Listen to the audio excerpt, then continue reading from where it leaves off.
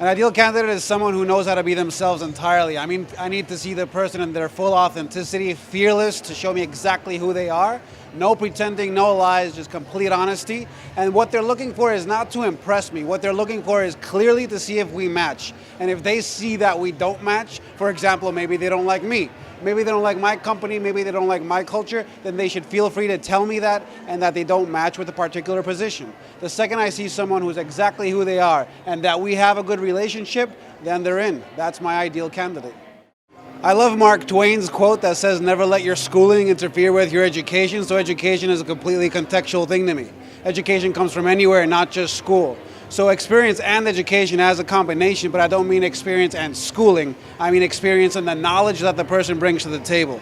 And usually knowledge comes from experience, so I would have to prioritize on experience. But that doesn't necessarily have to be professional experience. I mean, even if you have the most random stories, the most random experiences through camp or just childhood, obviously that brings a lot to my table, and I will basically appreciate anything that you've lived that I haven't lived, because that's new knowledge, not only to me, but to my company.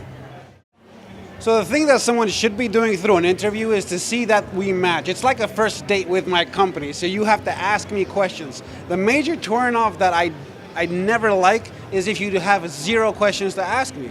You're here to find out a few things about this position so you can see if you want this position. So if you have zero questions, it means you have zero interest. You feel like you're going through some filtering process through my eyes where I'm clearly trying to see if the two of us match. So ask questions and have them prepared. You should leave the interview knowing everything you need to know to make a decision if I make you that job offer. Keeping employees motivated isn't exactly the easiest thing because you always have to balance between work and having fun. So one thing that I always try to do is I bring a smile. I think if you smile in the office at all times, maybe make the most random jokes, it basically breaks the vibe of this continuous serious-aholic thing that we all do as we try to work.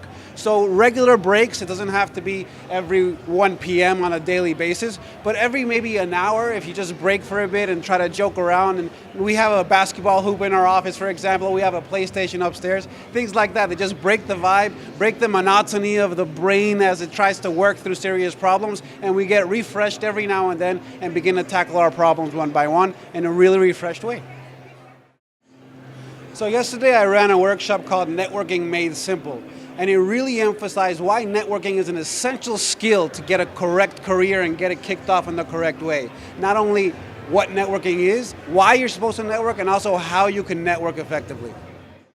Now we keep trying new things, and this career exhibition is no exception. It's the first time we're trying to do this, and I think we nailed it. I mean, the most impressive thing of it to me is the fact of the culture. There's this really nice vibe in this room with the music. Everyone's open-minded. It's almost like we're hippies and holding hands. We're not really doing that, don't be scared. But the point is that there's a really beautiful culture, and it should be the first step to any networking event. Feel comfortable. So the second that you're in here, I want you to feel comfortable to talk to people, talk to strangers, because the second you talk to them, they're no longer strangers. And that's how you get started.